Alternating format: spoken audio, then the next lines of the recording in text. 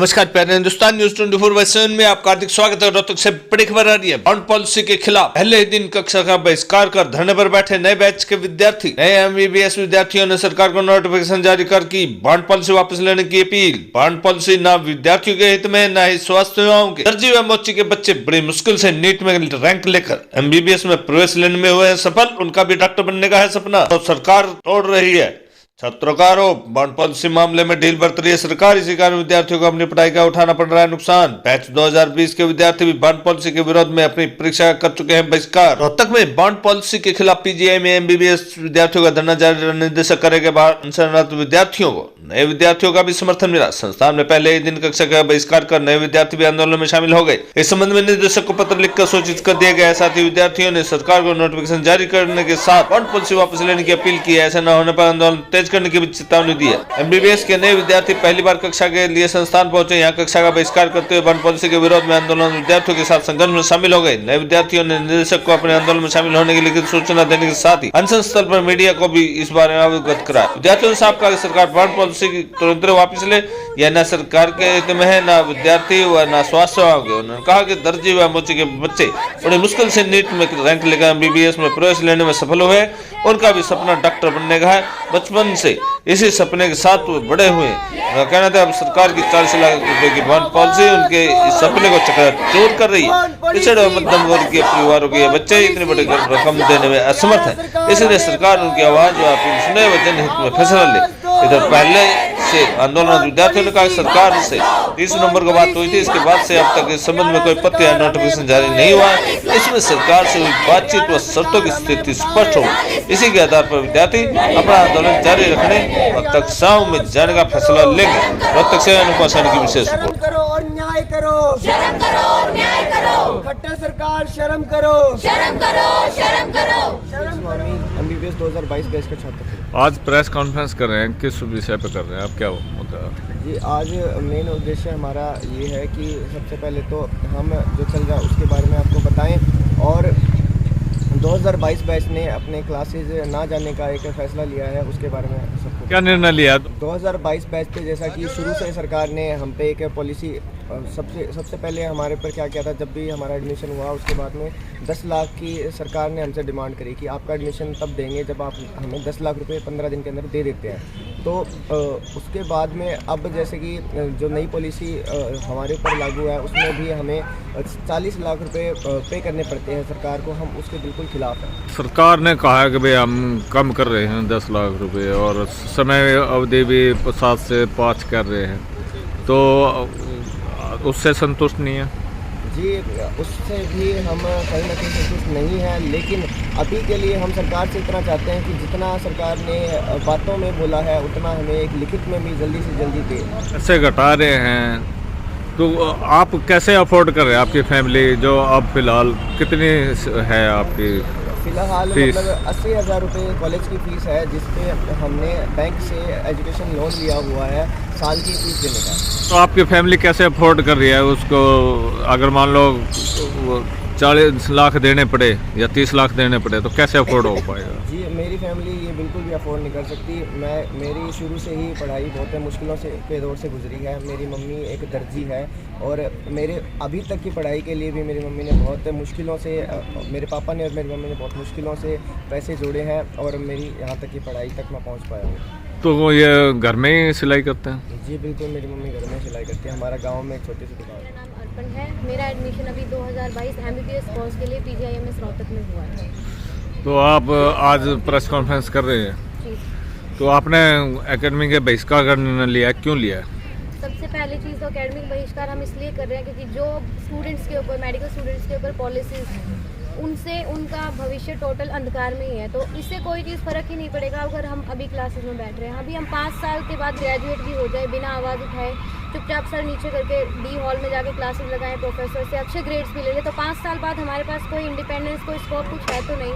सरकार हमसे 40 लाख की डिमांड कर रही है। सरकार ये भी बोल रही है कि पैसे आपको नहीं देने, बैंक को देने हैं, हमें गवर्नमेंट जॉब मिल जाएगी, लेकिन अभी तक कोई क्लैरिफिकेशन है ही नहीं कि वो पैसे देंगी कैसे सरकार, अगर हमारे बिहाफ पे भी देगी। ना हमें अभी तक जॉब्स के लिए बोला गया है, ना अभी तक हमारी पीजी के लिए कोई पॉलिसीज क्लैरिफाई की गई हैं। अभी तक सरकार ने सिर्फ अनाउंस करा है कि बच्चे प्रोटेस्ट पे हैं इसलिए 5 और 30 लाख के बीच में, लेकिन उसका भी रिटर्न गैजेट नहीं दिया है। तो जब हमारा फ्यूचर ही हमें नहीं दिखाई दे रहा है तो अभी क्लासेस में जाने का हमें कोई सेंस भी नहीं दिखता है, ना कोई भी।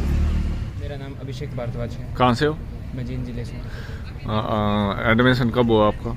मेरा एडमिशन 2022 में MBBS में हुआ रोहतक में। तो घर में कैसी आर्थिक स्थिति है आपके मेरे फैमिली? पिताजी एक मध्यम वर्ग के किसान हैं, वह खेती करते हैं। खेती एक ऐसा धंधा जिसमें 10 लाखों की कमाई लग जाती है। मेरे पिताजी ने आज तक 40 लाख रुपए कमाई नहीं होंगे, पर अब सरकार ये बोल रही है कि तो अगर तुमने डॉक्टर बनना है तो 40 लाख रुपए दो।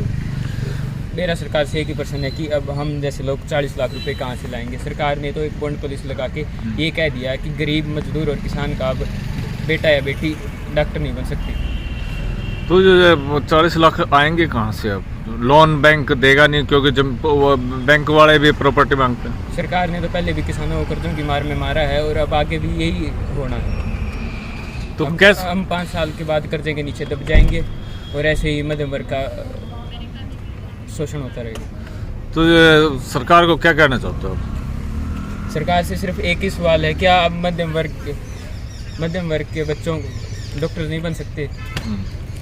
अगर बन सकते हैं तो अगर ये जो 40 लाख है ये कहाँ से लाएं? संसद में भी आवाज़ उठ चुकी है और सुप्रीम कोर्ट भी कह चुका है कि शिक्षा व्यापार नहीं है। इसके बावजूद हरियाणा सरकार नहीं रोल बैक नहीं कर रही है फैसले को। शिक्षा और स्वास्थ्य तो पूरे देश में फ्री होना चाहिए, पर सरकार ने दोनों एक ही तीर में दोनों चीज़ों को बांध दिया है, शिक्षा को भी और स्वास्थ्य को भी।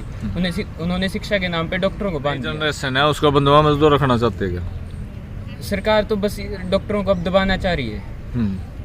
सरकार बस ये बोल रही है कि डॉक्टर्स मेवा खाते हैं। मेवा तो खुद खा रहे हैं, वो प्रेशराइज करके हम लोगों को उठाने की कोशिश कर रही है। पहले PTM रखी गई, जब हमने क्लास ही लगाई तो PTM किस नाम की रखी गई? आज जो PTM रखी है वो दबाव बनाने के लिए आप पर या फैमिली पर? उसमें पेरेंट्स को ये समझाती है लोग कि तुम पे FIR कर जाएगी, ये कर देंगे, वो कर देंगे। सरकार एक अलग से पॉलिटिकल प्रेशर चाहते हो आप सरकार से क्या तुरंत फैसला ले? बॉन्ड पॉलिसी को वापस ले, तुरंत लेनी चाहिए सरकार। जी बिल्कुल। ऐसे ही ये जो इन्होंने ये किया है कि सिर्फ इन्होंने प्रेस स्टेटमेंट दे दिए हैं, इन्होंने तलवार तो अब भी रखी गई है हमारे ऊपर। और ये कह रहे हैं कि तुम लोग उठ जाओ, तलवार तो अब भी है हमारे ऊपर। अगर उठेंगे तो तलवार तो हमारे ऊपर तभी लगी जाएगी, उठते ही तलवार लग जाएगी। सरकार के व्यवहार से तो नहीं लग रहा है वो वापस लेंगे, तो आखिर कब तक बैठे रहेंगे?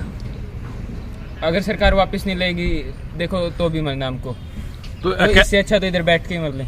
तो जो आपका वो पढ़ाई होनी है एकेडमिक, उसका तो काफ़ी लॉस हो रहा है ना? लॉस तो देखिए जी उसके बाद भी होगा। 5 साल के बाद हम 40 लाख कहाँ से लाएंगे? लॉस तो तब हो जाएगा। मेरा नाम स्नेहा मित्तल है, मैं हिसार जिले की रहने वाली हूँ। हम पूरी तरह से इसका विरोध करते हुए दिख रहे हैं, क्योंकि 40 लाख और 7 साल पे करना मतलब बहुत ज़्यादा मुश्किल हो रहा है। क्योंकि 24 साल तक की एज में, मिनिमम 24 साल की एज तक हम MBBS करते हैं पूरी, और उसके बाद 7 साल हम नौकरी करेंगे, तो उसके बाद हम पढ़ेंगे कैसे आगे जाके? और 7 तो 31 साल की एज हो जाएगी, फिर शादी भी करनी है। ये तो है ही प्रॉब्लम, लेकिन और भी बहुत सारी प्रॉब्लम, क्योंकि यहाँ पे बहुत निम्न प्रकार के लोग आते हैं। मतलब कोई भी इतना नहीं है कि उसका पीछे वाला बैक इतना स्ट्रॉन्ग हो कि वो आगे पे कर सके 40-40 रुपये, लाख रुपए, क्योंकि सभी मिडिल क्लास के और कोई इतना ज़्यादा इनकम नहीं रखता अपनी। अच्छा, जो लड़कियों को स्पेशल कंसेशन दिया है कि 10% का कंसेशन देंगे। देखिए सब बच्चे एक समान पढ़ते हैं, सब एक समान कोचिंग लेते हैं। हमें नहीं लगता कि कंसेशन होना चाहिए, और कंसेशन भी तब होना चाहिए जब अगर कुछ हो कि लड़कियों को पढ़ाया नहीं जा रहा हो। आजकल हमारी सोसाइटी इतनी जागरूक हो चुकी है कि लड़का और लड़की एक समान हो रखे हैं। मतलब ऐसा कुछ है ही नहीं कि 10% की इनकम में हम कुछ ज़्यादा कर लेंगे, 3 लाख का मैक्सिमम कम हो जाएगा। हाँ, ये वो डिवाइड एंड रूल की नीति अपना रहे हैं। जैसे अंग्रेज यहाँ पे राज करके गए थे, अब ये भी सरकार तानाशाही पे उतर आई है। ये सोच रही है कि मतलब आगे आती जाए बीजेपी, और हमारा जो भी नॉर्मल राइट्स हैं, हमारे जितने भी राइट्स हैं, वो सभी को बहिष्कार कर दे, और हम सिर्फ इनके नौकर बन के रहें और कम मेरिट वाले डॉक्टर बने, जिसकी वजह से आगे हमें बहुत ज़्यादा परेशानी आने वाली है। आप अपना पक्ष रख रहे हैं सरकार के आगे? हाँ जी। और छात्र जो सरकार है वो डंडे बरसा रही है, हाँ। या हिरासत में ले रही है, तो मैं बस ये पूछना चाहती हूँ कि मतलब अगर हम इतने आराम से, इतने प्यार से, और मतलब बिल्कुल वियोलेंस का प्रयोग ना करते हुए जो कोई चीज़ कर रहे हैं तो हमारे ऊपर डंडे क्यों बरसाए जा रहे हैं, हमें क्यों पीछे हटाया जा रहा है, जब हम किसी का नुकसान नहीं कर रहे हैं। बल्कि अभी जब आरडी यहाँ पे बैठी थी उस टाइम कोई भी इमरजेंसी सब बंद कर दी थी, लेकिन फिर भी कोई इमरजेंसी केस आ रहा है तो भी ले रहे थे, क्योंकि डॉक्टर्स की वो नीति में है, डॉक्टर्स अपनी सेवा पूरी कर रहे हैं। तो सरकार क्यों पीछे हट रही है? जब हम अपने मेवा खाने के साइड को लेके मतलब कह रही है कि तुम मेवा खाते हो, किस चीज़ में मेवा खा रहे हैं हम कोई चीज़ में ये नहीं है कि हम इनकम के सोर्स से, जब हम छोटे छोटे बच्चे थे तब भी हम यही सोचते थे कि हमें डॉक्टर बनना है और देश की सेवा करनी है, और सरकार कह रही है मेवा खा रहे हो। किस टाइप का मेवा? 1 लाख की सैलरी होती है मैक्सिमम BS स्टूडेंट की, चाहे वो एम्स तक का क्यों ना हो, 1.5 लाख मैक्सिमम, उसके बाद कोई सैलरी नहीं होती। और ये मतलब ये सोच रहे हैं कि पता नहीं कितने पैसे कमाते हो गए MBBS, और 40 लाख तो उनके पे करने में इजी रहता होगा। बट ऐसा कुछ नहीं है, सभी मिडिल क्लास के और सभी आगे सोचते हैं कि हम देश की सेवा करें। बट ये इनकम ये ऐसा लगा दिए कि सब कुछ खत्म होता जा रहा है, प्राइवेटाइजेशन। IMA ने समर्थन दिया आपको, किसान संगठन आ रहे हैं, अदर संगठन आ रहे हैं, लेकिन सरकार पर लगता नहीं कोई प्रेशर काम कर रहा है।